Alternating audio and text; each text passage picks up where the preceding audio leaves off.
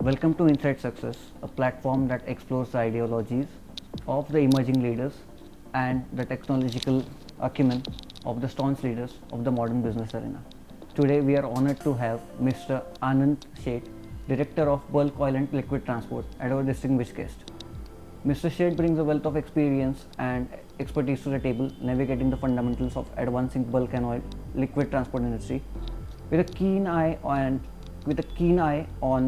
global trends, innovation, and sustainability. Mr. Sheth is at the forefront of steering his company through challenges while turning them into growth opportunities. In this interview, we'll explore Mr. Sheth's perspective into the current state of the industry, the technological advancements shaping operations, strategies for addressing challenges, and glimpse into a future that he envisions.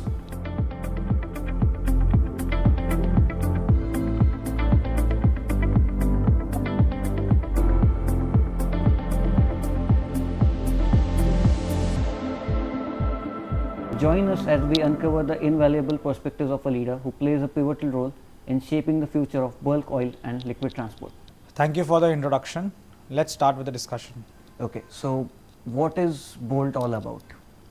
So Bolt is basically a very niche player in the giant shipping and logistics industry, where we are dealing with logistics of chemicals, to be precise logistics of bulk chemicals into our own fleet of tank containers.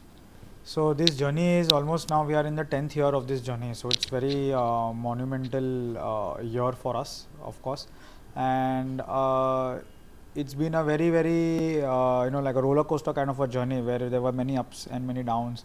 And in the initial part of the decade, we learnt a lot of things.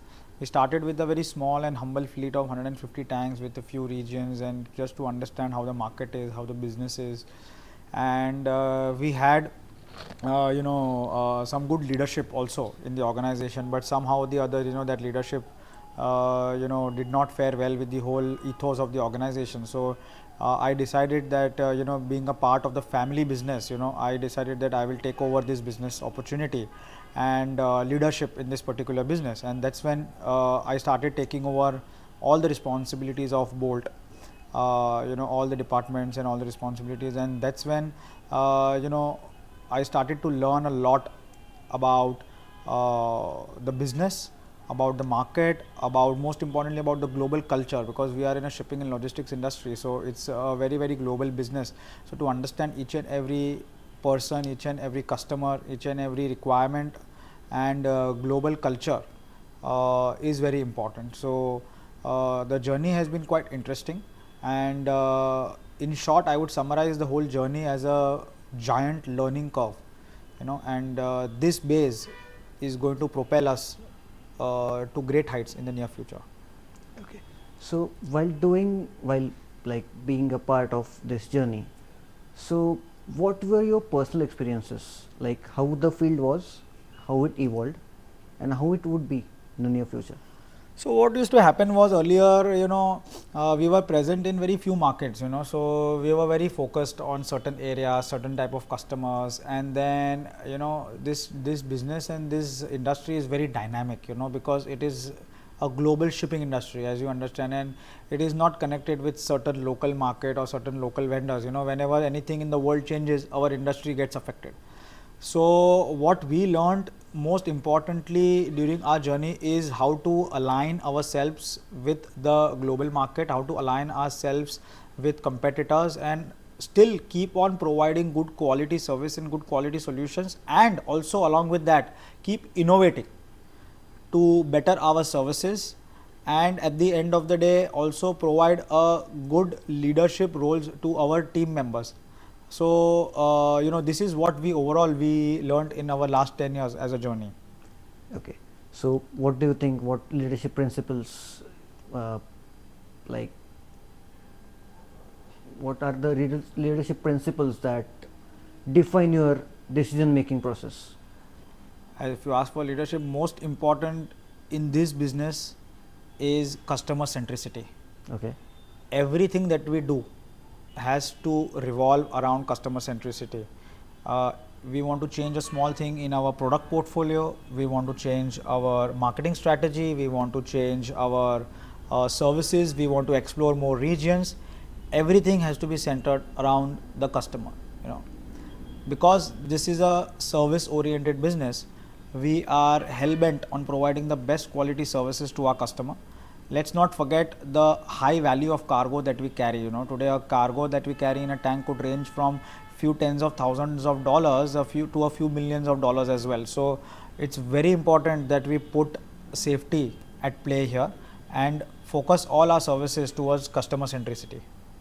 Okay, so how are you leveraging technology in this process, and if doing so, what do you think that technology is going to propel your business to new heights, and what aspects does it carry? I would like to claim here that as far as this industry and this business is concerned, I would like to believe that we have one of the best technologies available as far as our systems and processes are concerned. The reason is because from day one, you know, we have never used an external ERP. We have always harped upon using our own ERP. Our system is highly customized to what we want and to what we do. One of the main reasons of customizing our system again is bringing us to the previous point, is that all our solutions revolve around customer centricity. You know, so whatever our customer wants can be done through our systems, through our processes. Having said that, and having said that the pace at which the technology is growing nowadays, you know, in the last 8 to 10 years, it is growing at a rapid pace. So at this point, it is also safe to say that we have not even scratched the surface as far as technology is concerned. There are a lot of hardware devices that are coming in the market now, which is something that we are looking at for tracking of our tank containers. A lot of software integrations, API integrations that we are looking at, and this all is being done to make sure that our services remain at a top-notch level and our customers remain at the center of all this. All these technology integrations that we are doing. Okay, so what are the emerging trends we can call in the chemical logistics parts, if you are exploring it, and how do you anticipate them? And while doing so, how do you ensure that your company is synchronized with the changing market dynamics and it stays ahead with the competition? One of the biggest emerging trend in this industry right now is two, I would like to say. One is gathering data about your tanks. Now, how you do that is you apply a hardware device onto your tank where you can get location, pressure, temperature, and such kind of information about your tanks, about the journey of your tank, about the cargo inside your tank. After having this data, it's not only important to have the data. After having this data is where the second point of technology comes in, is how you leverage this data. And how you leverage this data is by using forecasting tools, using artificial intelligence to give your customer advanced information about what is going to happen to the shipment. And this is how you leverage the power of data and data analytics to differentiate yourselves in this business where cargo safety and customer priority is of topmost importance. Okay. So, have you explored any growth opportunities in the global sector for now? And which global sector? The chemical logistics sector. Are you exploring the innovations on a global scale? Yes, definitely. Innovation is always constantly happening in our organization. Whether you call it from the hardware side or from the software side, we are always exploring new technologies that can add value to our services. So, do you plan to collaborate or partner with few of the organizations catering to your niche? We have already started collaborations last year, and we have done a pilot project with a handful of tanks, and the pilot project is running smoothly now. Okay. Once we have the necessary information to make sure that this project is running well, we will be able to propel this into a larger data set and take it much more deeper into the future. Okay. So, how are you ensuring that your company stays in sync with the global dynamics and stays ahead of the competition itself? So, one of the answers we have already discussed is technology. By Yep. integrating the one of the best technologies that is available in the market. Of course, technology will definitely come at a cost. So it is also Right. important to evaluate that at what cost are we integrating technologies. You Right. know, so we will be trying to go for a very optimal solution where at a reasonable cost we are able to provide high quality services to our customers using technology and data. Secondly, we will be increasing our geographical presence, and we will be increasing our product portfolio. These are the two things which our customers need today. Today we are only into the chemicals and specialty chemicals sector. You know, there is also the gas sector. There is also liquid natural gas, which is LNG sector. So Right. this is a product portfolio that we can expand in the near future, which we are already doing pilot projects on, and also expanding our geographies where we can cater to more customer bases and more specialty chemicals. Okay. So, are you planning to manage your resources and bring new talents into this field? Because you are a young leader for the industry itself, and looking at that experience, the people that gain from working couple of years previously to this niche, the niche is always evolving and the niche will always evolve. But do you think that managing new talent is going to, shape a new future for this industry? 100% goes without saying. As I mentioned earlier, you know, we are in the service industry. So at the end of the day, the service is what matters. We are not selling a product that we manufacture and we sell it to you. You know, we are in the service industry. So at the end of the day, whatever our customers are today, they have to engage with us. You know, it can be a phygital approach. It can never be 100% digital approach. So it has to be a mix of physical and digital. Yeah. And digital is something that is evolving on a day-by-day basis.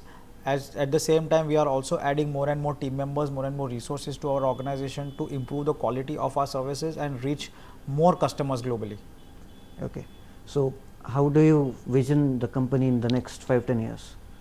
Adhering to your personal goals, your personal commitments to the company, and your personal, like the what can I say, expectations. What are your expectations in the next 5 to 10 years? So we just go back a little bit where in the first, we just spoke about first 10 years, right? So first Right. 10 years was a big learning curve for us where we have learned on a lot of fronts. Now the next 10 years is going to be about implementing these learnings to propel ourselves to new growth. Our growth curve is definitely going to be much steeper, much faster, because all the learnings that we have done and all the ups and downs that we have faced are all going to be utilized valuably to propel ourselves to higher growth.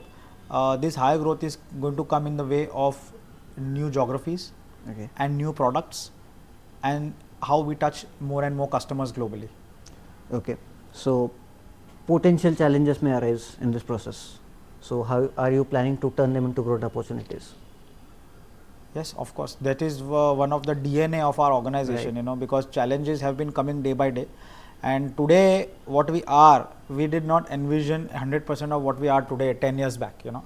We had a different envision. But at the same time, as the time passes, as markets change, we need to be dynamic with the market. And with the market, we kept on pivoting slightly to a point where we are always in line with the market and we are always in line with the customer's requirement.